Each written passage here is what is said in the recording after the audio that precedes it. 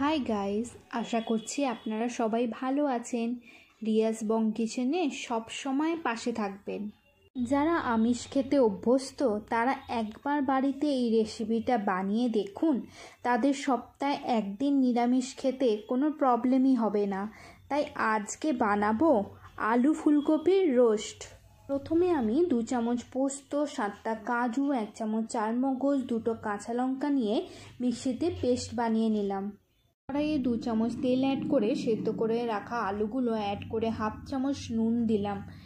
আলুগুলো লাল হয়ে গেছে তাই তুলে নিচ্ছি।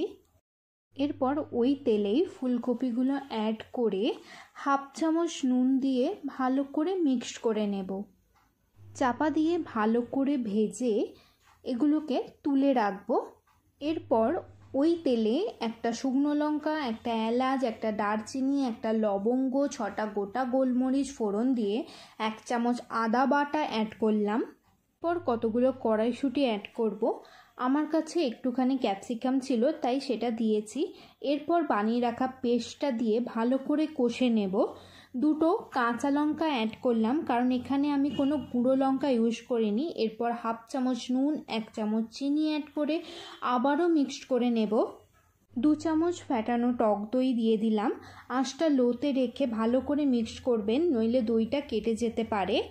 এবার ভেজে রাখা ফুলকপি আর আলুটা অ্যাড করে ভালো করে মিক্সড করে নেব। 1 কাপ জল অ্যাড করে একটু নেড়ে নিয়ে চাপা দিয়ে দেব। এটা বেশিক্ষণ সেদ্ধ করতে লাগবে না কারণ আমি অলরেডি আলুটা সেদ্ধ করে নিয়েছিলাম আর ফুলকপি ভাজার সময় সেদ্ধ হয়ে যায়।